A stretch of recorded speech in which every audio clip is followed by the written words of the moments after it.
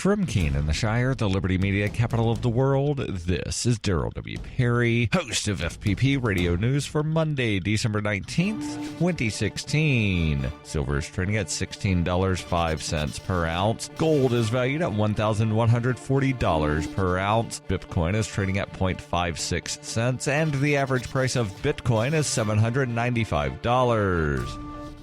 Antiwar.com reports while fighting in Yemen is dangerous business at any rate, pro-Saudi troops in the southern port city of Aden seem to be finding that the most dangerous part of their job lately is trying to collect their pay, as for the second week in a row, the Islamic State suicide bomber attacked and killed scores of soldiers lining up to get paid. Officials say at least 52 soldiers were killed Sunday and 63 others wounded. The preliminary report is that the attacker was a lone man on foot wearing a suicide vest, and the Islamic State identified the bomber as one of their members, Abu Hashim al-Radfani. This is remarkably similar to the incident last weekend when, again in Aden, a single suicide bomber attacked and killed 50 soldiers in line to get paid, wounding 70 others. Yemeni officials promised an investigation into the first incident, though naturally it's not finished yet. Aden is the de facto capital of the pro-Saudi Yemeni faction, the Hadi government. The capital city of Sana'a is under control of the Shiite Houthis, who have their own government. Both governments face regular attacks from the Islamic State and Al-Qaeda in the Arabian Peninsula.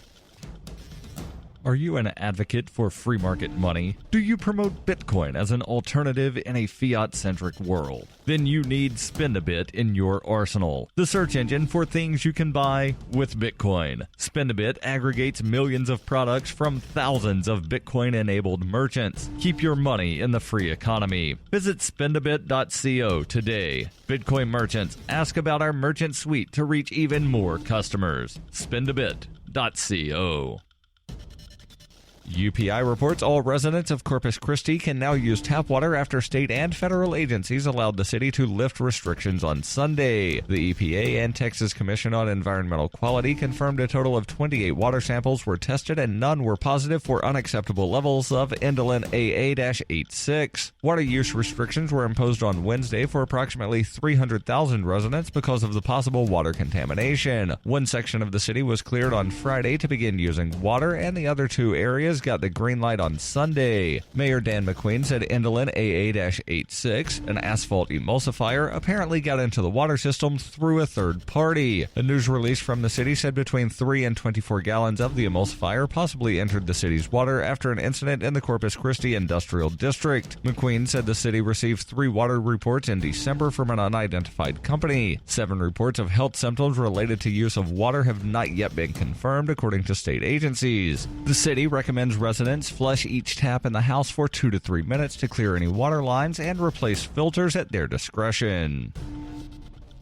For nearly 40 years, Roberts & Roberts Brokerage has been a trusted source for buying and selling precious metals like gold and silver. They also take Bitcoin for precious metal purchases and have permanently removed the minimum purchase amount for all orders paid in the digital currency. Call Roberts & Roberts today for knowledgeable advice on buying and selling precious metals and a forward-thinking approach to new technologies. 800-874-9760 or visit online at rrbi.co.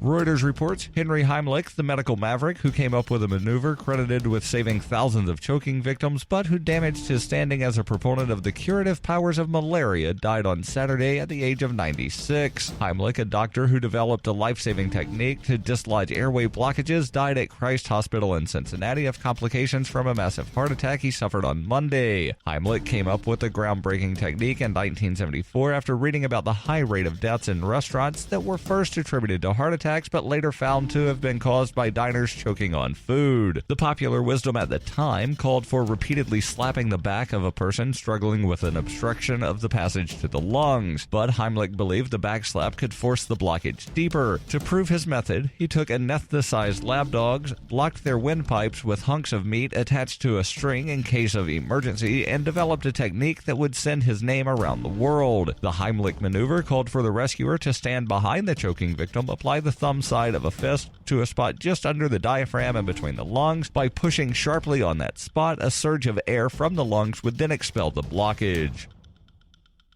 This has been FPP Radio News. Online at fppradio.com.